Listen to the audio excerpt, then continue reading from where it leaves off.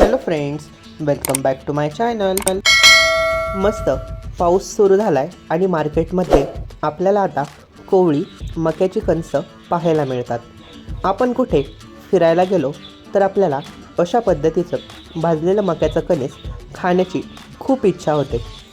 आज तुमच्याबरोबर त्याच भाजलेल्या मक्याच्या कणिसाची रेसिपी शेअर करतो आहे. एकदम साधी आणि सोपी रेसिपी आहे. यामध्ये कोणत्याही रॉकेट सायन्स वापरलेलं नाही. इथे एक कोवळं मक्याचं कणीस घेतलेलं आहे. शक्यतो कोवळं मक्याचं कणीस घ्यायचं जे खायला एकदम गोड लागतं. गॅस सुरू करून आपल्याला हे मक्याचं कणीस मीडियम टू हाय फ्लेमला कंटिन्युअस फिरवत सगळ्या बाजूने छान भाजून घ्यायचं आहे. मोजून 4 ते 5 मिनटामध्ये हे मक्याचं कणीस सगळ्या बाजूने छान भाजलं जातं. इथे आपलं मक्याचं कणीस भाजून झाले. गॅस बंद करूयात आणि याला रूम टेम्परेचरला थोडंसं थंड करूयात. याच्यासाठी एक मसाला बनवतो आहे. त्यासाठी एका छोट्या वाटीमध्ये आपण आता टाकणार आहोत अर्धा छोटा चमचा लाल मिरची पावडर.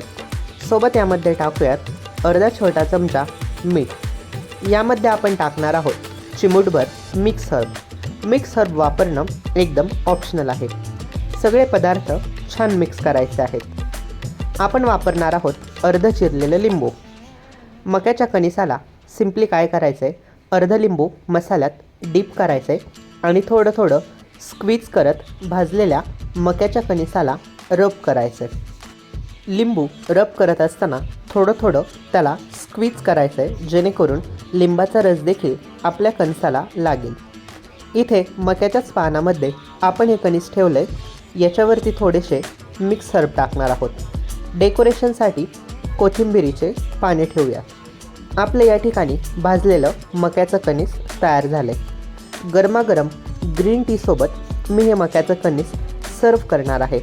पण काय होतं, हे मक्याचं कणीस असंच खायला गेलं तर ते दाताला चिकटलं जातं आणि याचा हा काळपटपणा संपूर्ण दाताला लागतो आणि दात काळे दिसतात.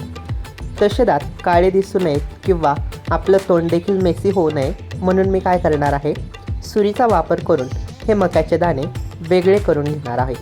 एका प्लेटमध्ये हे संपूर्ण मक्याचे दाणे मी काढलेले आहेत. याला आपण आता एकदा व्यवस्थित मिक्स करून घेणार आहोत.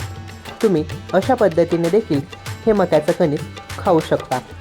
आपण पुन्हा एकदा भेटणार आहोत अशाच एका नवीन व्हिडिओमध्ये. तोपर्यंत बाय बाय.